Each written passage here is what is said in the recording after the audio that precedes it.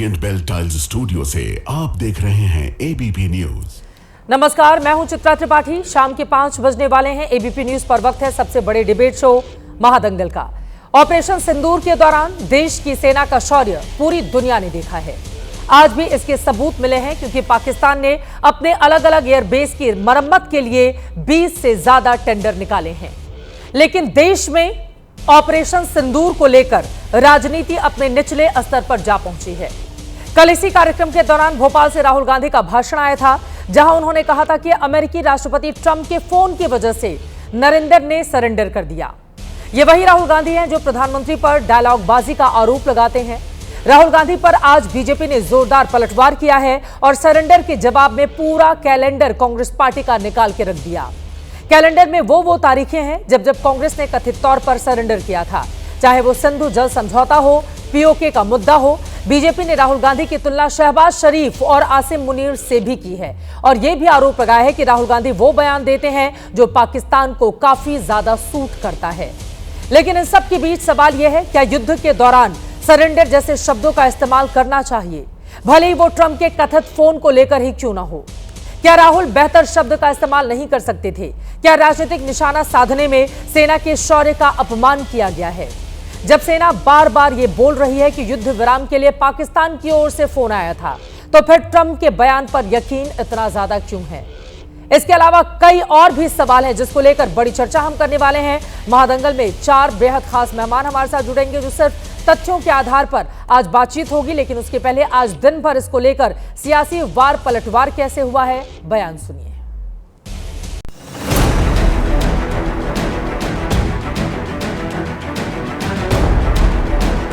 उधर से ट्रंप ने एक इशारा किया, फोन उठाया, कहा मोदी जी क्या कर रहे हो? नरेंद्र सरेंडर, और जी हजूर करके नरेंद्र मोदी जी ने ट्रंप के इशारे का पालन किया। 1960 में सिंधु का 80% पानी सरेंडर कर दिया। 1948 में आपने कश्मीर का एक हिस्सा सरेंडर कर दिया। 1947 में मुस्लिम लीग के आगे 1/3 सरेंडर कर दिया। लाहौर से 20 किलोमीटर दूर तक सेना पहुंच गई थी, वो सरेंडर कर दिया। 62 में तो क्या क्या सरेंडर कर दिया। तो राहुल गांधी जी, आप, आपकी पार्टी और आपके खानदान के कारनामे आजाद हिंदुस्तान के कैलेंडरों में सरेंडर से भरे पड़े हैं।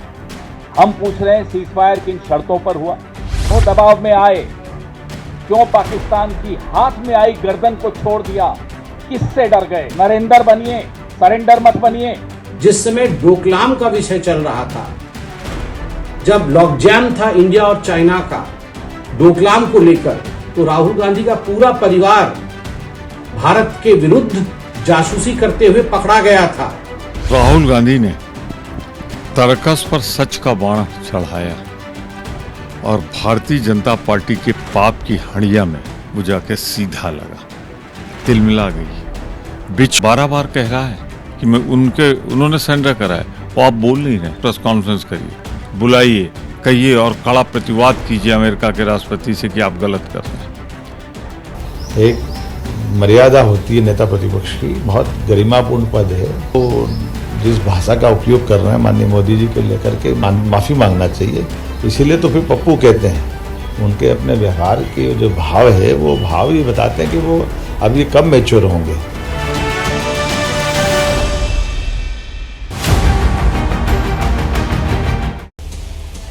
सरेंडर वाला वार, क्या सेना के शौर्य पर प्रहार? इस मुद्दे को लेकर बड़ी चर्चा करने वाले हैं। खास मेहमानों की मौजूदगी है, उनका परिचय तारुफ आपसे करवा देती हूं। सुप्रिया श्रीनेत जी, राष्ट्रीय प्रवक्ता कांग्रेस पार्टी के, इस वक्त हमारे साथ जुड़ चुकी हैं। राकेश सिन्हा जी, संघ विचारक हैं, हमारे साथ मौजूद हैं। राजकुमार भाटी जी, आप प्रवक्ता हैं, समाजवादी पार्टी के, हमारे साथ जुड़ चुके हैं। सुधांशु त्रिवेदी जी, थोड़ी देर में सांसद भारतीय जनता पार्टी के भी हमारे साथ जुड़ेंगे। सभी का बहुत बहुत स्वागत है। सुप्रिया श्रीनेत जी, आपसे शुरुआत करते हुए, बीजेपी की ओर से कहा गया है कि ये नरेंद्र मोदी का भारत है, पाकिस्तान को घर में घुसकर जवाब देता है, मारता है, और कांग्रेस पार्टी का तो पूरा का पूरा कैलेंडर भरा पड़ा है सरेंडर से। इस पर क्या है जवाब आपका?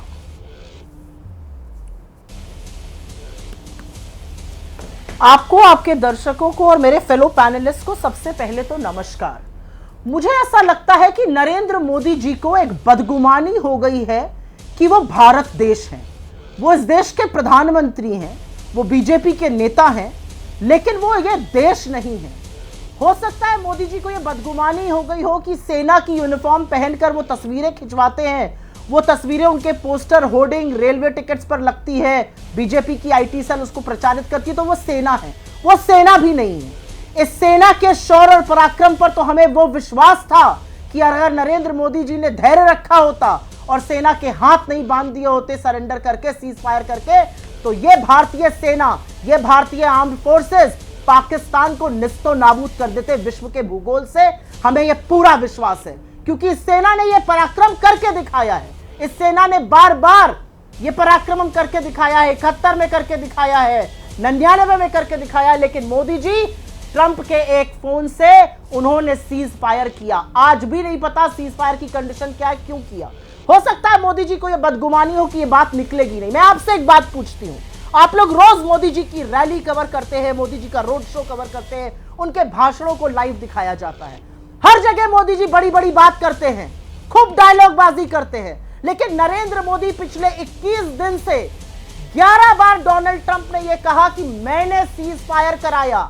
अमेरिका ने हलफनामा देके अपने कोर्ट में कहा उन्होंने सीज फायर कराया, व्यापार के धमकी के बावजूद कराया। एक बार भी मोदी जी उस पर क्यों नहीं बोलते?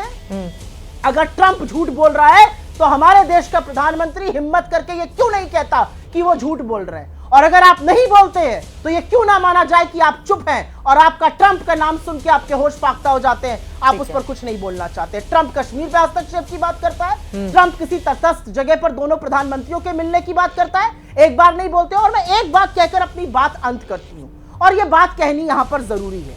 असलियत यह है कि नरेंद्र मोदी जी की नाक के नीचे ऑपरेशन सिंदूर के बाद से पाकिस्तान को जिस तरह से हमारी सेना ने सबक सिखाया, उसके बाद पाकिस्तान जो हीरो बिना घूम रहा है दुनिया में, यह हमारी इतनी बड़ी विफलता है कि हद नहीं। और मैं आपको बताती हूं क्यों।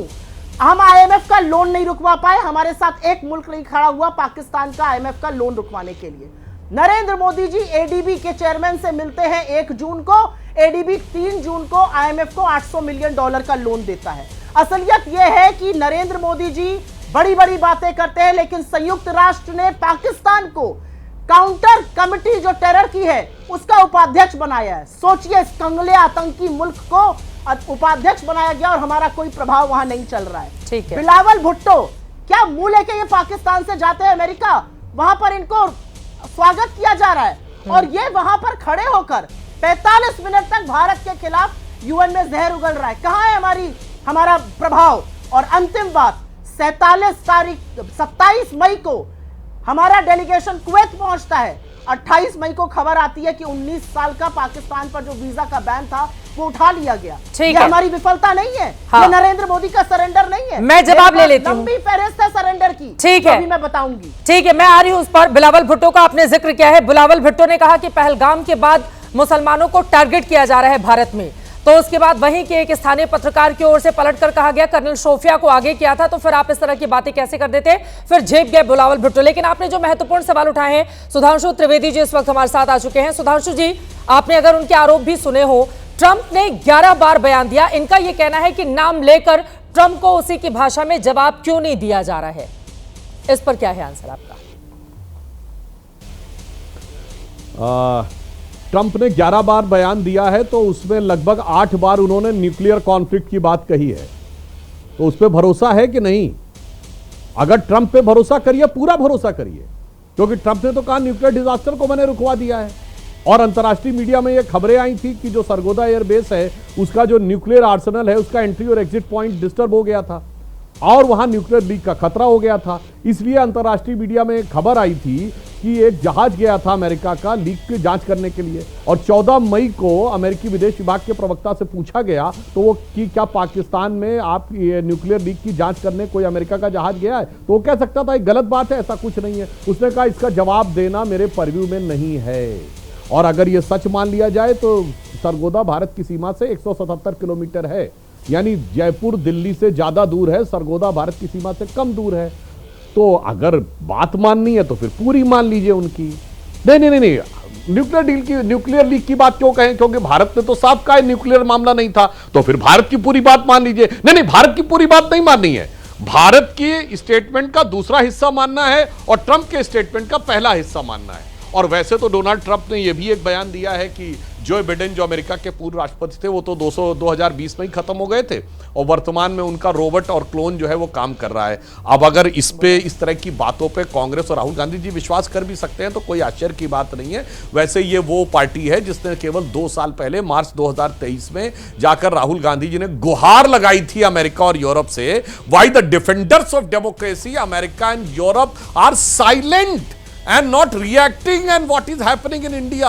यानी भारत के अंदर आने के लिए इन्होंने गुहार लगाई थी, उससे समझा जा सकता है। तो मुझे लगता है खैर वो बात अलग है, मगर मैं चित्रा जी एक बात कहना चाहूंगा। हम 2025 में बैठे हैं, एक डायलॉग होता है फिल्मों में 20 बरस पहले की बात है, मैं कहूंगा 30 बरस पहले की बात है। 1995 जिनेवा में पाकिस्तान भारत के विरुद्ध प्रस्ताव ला रहा था, कांग्रेस की सरकार थी भारत में, नेता प्रतिपक्ष अटल बिहारी वाजपेयी जी कांग्रेस सरकार का समर्थन करते हुए भारत के प्रतिनिधिमंडल का नेतृत्व करते हुए गए। और आपके दर्शकों से कहूंगा कोई जाके चेक कर ले, उस समय बेनजीर भुट्टो पाकिस्तान की प्रधानमंत्री थी, उन्होंने फ्लोर ऑफ द हाउस पे कहा देखो ये देश भारत है जहां का विपक्ष का नेता सरकार का समर्थन कर रहा है आके, और एक हमारा देश है जहां विपक्ष के नेता आकर सरकार के बारे में अनाप शनाप बातें कर रहे हैं। चित्रा जी 30 साल में नजारा बदल गया। आज पाकिस्तान में कोई विपक्ष का नेता ना उनकी सरकार से सवाल कर रहा है, ना उनकी सेना से सवाल कर रहा है, हिंदुस्तान में सवाल कर रहा है। और आज तो राहुल गांधी जी ने हदें ही पार कर दी। जो बात पाकिस्तान की सेना के अध्यक्ष ने नहीं बोली, जो बात पाकिस्तान के किसी आतंकी संगठन ने नहीं बोली कि भारत ने सरेंडर किया है, जो बात मौलाना मसूद अजहर ने नहीं बोली, जो बात हाफिज सईद ने नहीं बोली, वो बात राहुल गांधी ने बोल दी। यानी कि आज वो हाफिज से बड़े मुहाफिज पाकिस्तान के जो कंसर्न्स हैं उसके ये बन के खड़े हो गए। आज जिस तरीके से राहुल गांधी जी का बयान इको किया जा रहा है पाकिस्तान के इकोसिस्टम में, मुझे लगता है इंदिरा जी की आत्मा को इतना कष्ट हो रहा होगा ऊपर से बैठ के, जो मैं संसद में बोल चुका हूं उसे पुनः रिपीट करता हूं कि एक पंक्ति में कहूंगा कि बूढ़ा वंश इंदिरा जी का उपजा ऐसा लाल कि लुटिया सारी डुबो दई है ऐसा किया कमाल। उन्हें लगता होगा मेरा ही परिवार है। आज इस तरह पाकिस्तान उसको यूज कर रहा है भारत के विरुद्ध। तो मुझे लगता है अपनी पार्टी के अंदर या देश या विदेश किसी भी दृष्टि से देखें तो यह बहुत ही शर्मनाक है। राकेश सिन्हा जी, राजकुमार भाटी जी, मैं फौरन आपके पास आ रही हूं, सुप्रिया जी का जवाब इस पर ले लेती हूं। पहले सुप्रिया सैनी जी। धन्यवाद चित्रा जी। देखिए, इतिहास खंगालने की अगर आदत पड़ जाएगी ना तो आपका इतिहास बड़ा सियाह है और आपका सरेंडर का इतिहास भी बड़ा सियाह है। आप ही तो थे जो सरेंडर कर गए थे, माफीनामे और मुखबिरी करते थे। आप ही तो थे जब क्विट इंडिया मूवमेंट चल रहा था और सारा देश अंग्रेजों को भगा रहा था, तो आप नॉर्थ वेस्ट फ्रंटियर प्रोविंस में, सिंध में और बंगाल में मुस्लिम लीग के साथ सरकार चलाते थे श्यामा प्रसाद मुखर्जी, और अंग्रेजों को लिखकर बताते थे कैसे भारत छोड़ो आंदोलन को दबाया जाए, उसको कुचला जाए। आपका सियाह, बहुत सियाह आपका इतिहास है, उसमें मत जाइए। यहां पर इन्होंने एक बात कही और मैं उस बात का समर्थन करती हूं। इन्होंने कहा ट्रंप की बात पर यकीन करना है तो पूरा कीजिए। हम क्यों ट्रंप की बात पर यकीन करेंगे? हम तो अपनी सरकार पर, अपनी सेना पर यकीन करेंगे। ट्रंप ने 11 बार मोदी जी का नाम लेकर कहा, I told my friend Modi and I told my friend Shahbaz Sharif, इस एक्सेंट में कहा, और उसके बाद मोदी जी उसका प्रतिकार नहीं करते। अरे हमारे देश के प्रधानमंत्री का नाम लेकर अमेरिका का राष्ट्रपति कह रहा है वो शहबाज शरीफ के साथ एक न्यूट्रल जगह पर डिनर पे जाएंगे, मैं कश्मीर में हस्तक्षेप करूंगा। 11 बार मोदी जी का नाम लेता है, मोदी जी प्रतिकार कर दे, मैं मोदी जी की बात पर यकीन करूंगी, लेकिन मोदी जी ने उस पर नहीं बोला। हमारे CDS chief of defence staff general Anil Chauhan ने सिंगापुर में जो ब्लूमबर्ग और रॉयटर्स को इंटरव्यू दिया, उसमें उन्होंने कहा कि न्यूक्लियर कोई थ्रेट नहीं थी। हम अपने यूनिफॉर्म लोगों की बात बिल्कुल सराख पे रखते हैं और हम मानते हैं थ्रेट नहीं थी।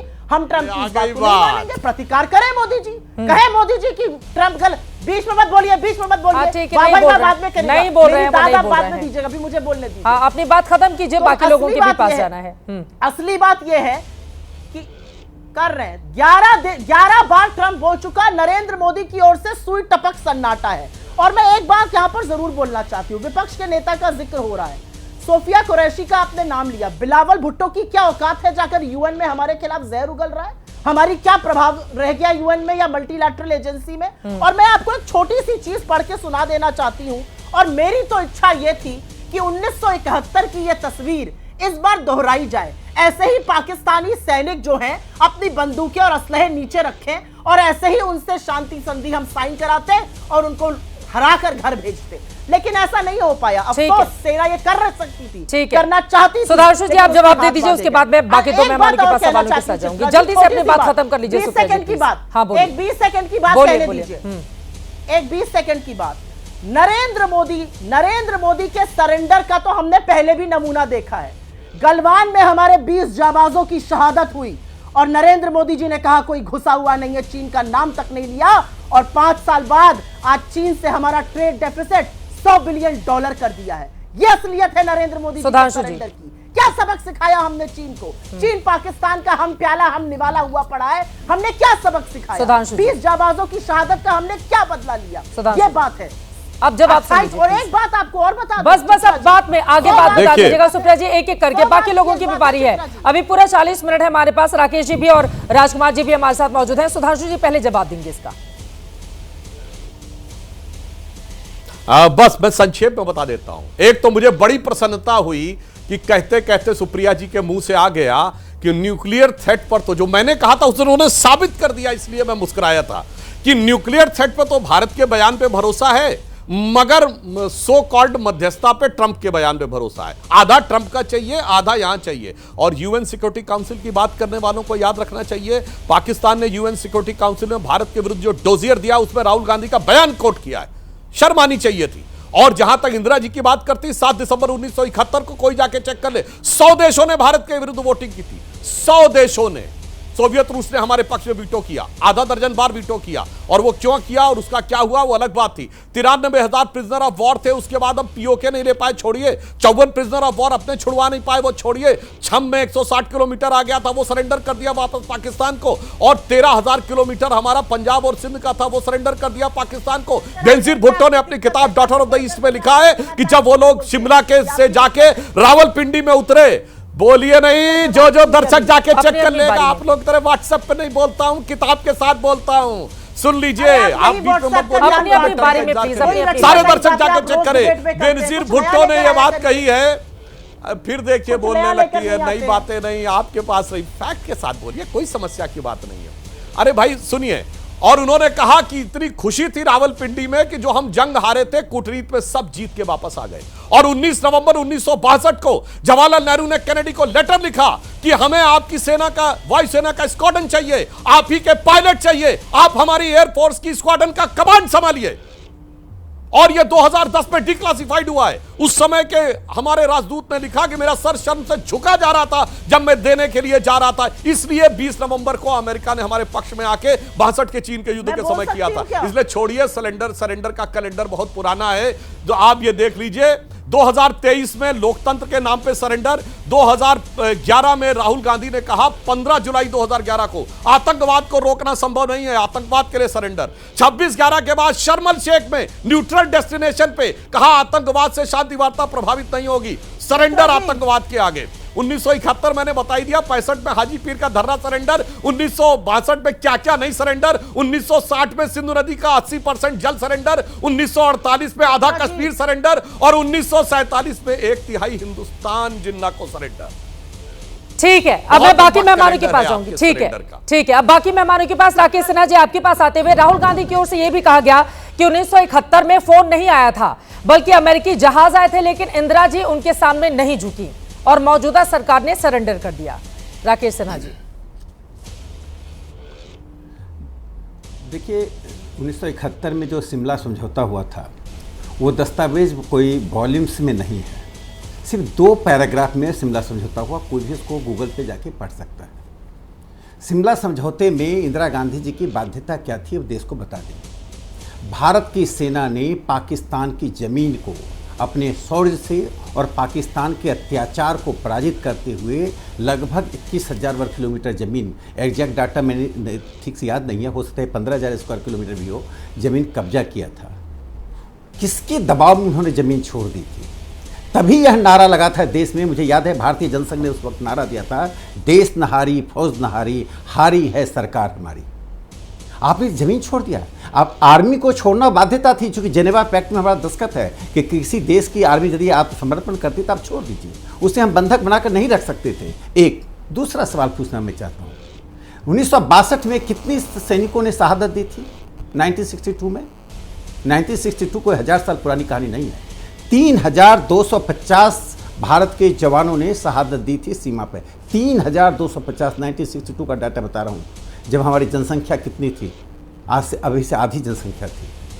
850 सैनिकों गंभीर रूप से घायल हुए, ये सरकारी आंकड़े हैं। लेकिन वास्तविक आंकड़ा जो कहा जाता है, जो हमें बोलना नहीं चाहिए यद्यपि, लेकिन चूंकि आज इस तरह का विमर्श हो रहा है, 8000 सैनिकों की शहादत हुई थी। 8000, 5000 सैनिकों की शहादत में सरकार ने छिपा ली। किसी ने नहीं कहा, पीलू मोदी से लेकर अटल बिहारी वाजपेयी जी तक, कम्युनिस्ट पार्टी के नेता से लेकर स्वतंत्र पार्टी के नेता तक ने किसी ने नहीं कहा जवाहर तुम हार गए।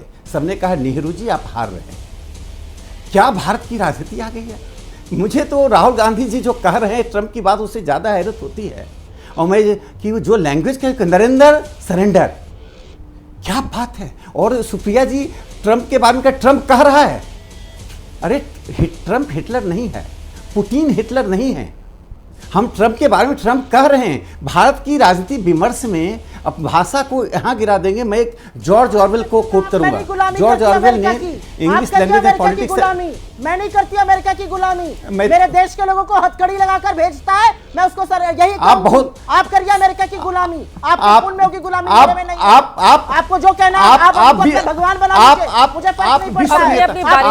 सुप्रिया जी जब आपकी बारी आएगी आप बोलिएगा प्लीज, मुझे मत सिखाइए। जब आप आरोप लगा रही थी वो शांति से सुन रहे थे, मैं बोलूंगी ऐसे। ठीक है, हाल का बयान भी सुप्रिया जी फिर याद आता है जब राहुल गांधी की ओर से कहा गया था दुनिया का सबसे पुराना लोकतंत्र है वो भारत में आकर हस्तक्षेप करे लोकतांत्रिक मामले में। ठीक है, आपका नाम लेकर राजकुमार भाटी जी के पास भारत की राजनीति में अपनी अपनी बारी बोलिए। राकेश जी प्लीज। देखिए, मैं व्यक्तिगत टिप्पणी नहीं कर रहा हूं, यह व्यक्तिगत टिप्पणी नहीं है। जब हम सार्वजनिक मंच पर बोलते हैं तो बोलने वाले चाहे आप हों या मैं हूं, चाहे भारत के प्रधानमंत्री हों या राहुल गांधी जी हों, भाषा क्या होती है मैं बताता हूं। जॉर्ज ऑरवेल ने जो 1946 में लेख लिखा उसमें कहा था कि भाषा का इतना महत्व है कि यह bad language can be as bad as the weapons of mass destruction. अरे आप बोलने दीजिएगा क्या? मैं डिबेट छोड़ देता हूं, बोलिए। आप नहीं बोलिए, आप अपनी बात खत्म कीजिए, फिर राजकुमार भाटी जी के पास जाना है। कैसी आप हैं? अपनी कौन भारत की राज नहीं बोलिए। मैं अपनी बात पूरी मैं अपनी बात कर दूं। आप इतनी बड़ी नेता हैं कि ट्रंप आपसे छोटे हैं, पुतिन छोटे हैं, दुनिया के सभी नेता छोटे हैं, नरेंद्र मोदी तो कुछ हैं भी नहीं। आप 4 साल से प्रवक्ता बनकर देश की राजनीति में क्या गंदी भाषा का प्रयोग कर रही है, देश देख रहा है। आपने अपने व्यक्तित्व को गिरा लिया है। मैं टिप्पणी नहीं करता हूं जिस ढंग से आपने आज नरेंद्र मोदी जी की भाषा का प्रयोग किया है। 3,500 सैनिकों की भारत की राजनीति को भारत की राजनीति में विमर्श गिराने वाली काम करें। आप जैसे लोग भारतीय राष्ट्रीय कांग्रेस के लिए कलंक हैं। आप भारतीय राष्ट्रीय कांग्रेस कलंक हैं। देश की राजनीति में ऐसी भाषा का प्रयोग करने वाली ऐसी भाषा आप चुप रहिए। आप कलंक हैं देश पर, आप मुखबिरी की पार्टी के लोग हैं। राजनीति बिना संस्कार का नहीं चल सकते हैं। अंग्रेजों राजनीति बिना संस्कार का नहीं चल सकते। संस्कारहीन होगा। प्लीज राजकुमार भाटी जी भी बहुत देर से इंतजार कर रहे हैं। सुधांशु त्रिवेदी जी भी कुछ बोलना चाह रहे हैं। एक बार बात पूरी हो जाए राकेश जी की। राकेश सिन्हा जी अपनी बात पूरी कीजिए मुद्दे पर। ठीक है, आप किसी को ठीक है, मुद्दे पर मैं जो बात कहने जा रहा आप बोल रही थी वो शांति से सुन रहे थे। आपकी जब बारी आएगी उनके आरोपों पर जवाब आप दे दीजिए। प्लीज उनको बोलने दे, प्लीज उनको बोलने दे। होता है अपनी बात करें, अपनी पार्टी की बात करें। ये क्या मैं लगा रखा करें? मुझे चारित्रिक सर्टिफिकेट यहाँ पर बिल्कुल ना देखो। राकेश मैं कोई से सर्टिफिकेट लेने नहीं आई हूँ। राकेश ये होंगे अमेरिका के गुलाम, मैं बिल्कुल नहीं हूँ। ठीक है, ये होंगे अमेरिका के गुलाम, मैं नहीं हूँ। नहीं, आप तो महात्मा गांधी और सरोजिनी नायडू से भी बड़ी हैं, इसलिए मैं आपको नतमस्तक होता हूँ। आप बड़े हैं, आपके सामने मैं हाथ जोड़ता हूँ। आपसे डिबेट करना अपने आप को अपने स्तर गिरा देना होता है। मुद्दे पर आ जाते हैं सर, मुद्दे पर आ जाते हैं। छोड़ दीजिए प्लीज, अपने मुद्दे पर बोलेंगे प्लीज। ये सही नहीं है, ये सही नहीं है। सुप्रिया जी देखिए, ठीक है प्लीज अपने मुद्दे पर आ जाते हैं। राकेश जी प्लीज मुद्दे पर आ जाते हैं, मुद्दे पर जवाब। मैं अपनी बात कर दूं। देखिए जर्मनी में एक कंपटीशन होता है, वहाँ लिंग्विस्टिक सोसाइटी करती है, जिसमें अनवर्ड कंपटीशन है, जिसका नाम अनवर्ड जी। किन शब्दों को मास डिस्कोर्स से बाहर किया जाए।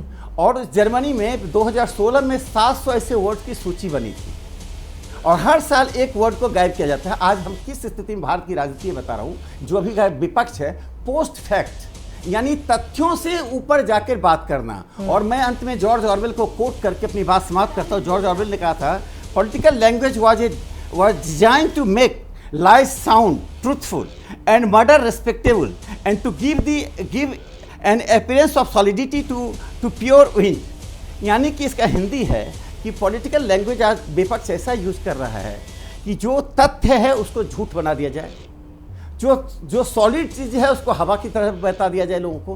राहुल गांधी कहते भारत सरेंडर किया है, पूरी दुनिया ने भारत को देखा है कि भारत अपनी ताकत दिखाई है। और नरेंद्र मोदी जी की हैसियत की बात एक लाइन में कह के मैं समाप्त करता हूँ।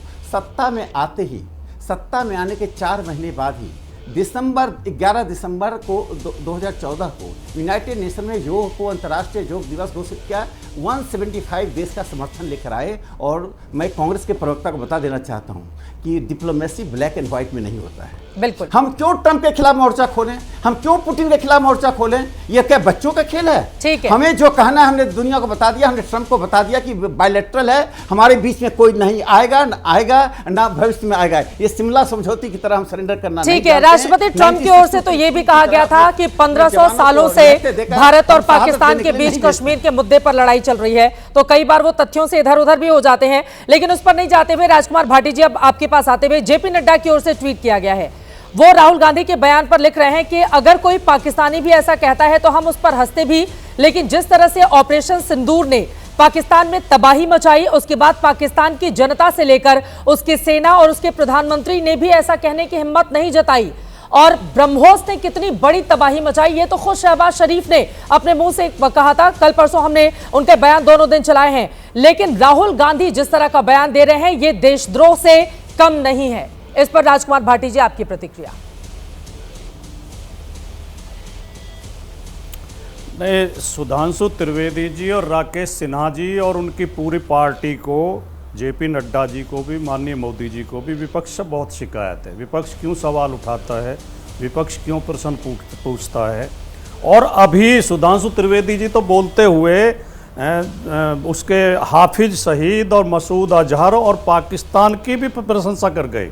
उनके प्रति भी उनके शब्दों में से श्रद्धा टपक रही थी तीनों के लिए कि पाकिस्तान बहुत बढ़िया है, वहाँ विपक्ष ने किसी ने आवाज़ नहीं उठाई, हमारे ही देश खराब है।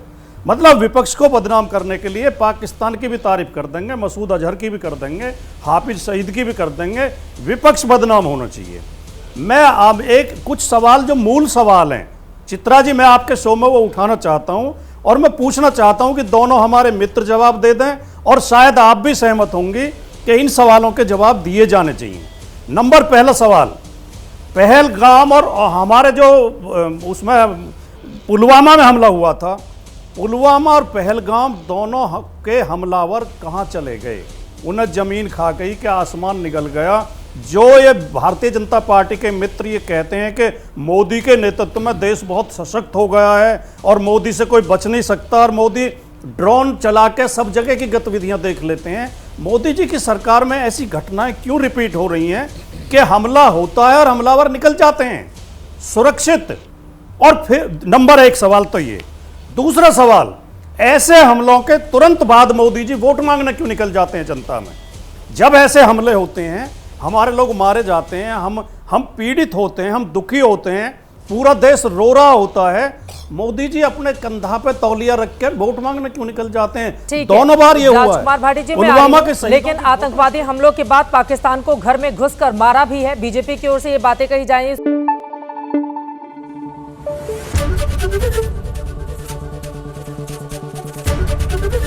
एबीपी न्यूज आपको रखे आगे।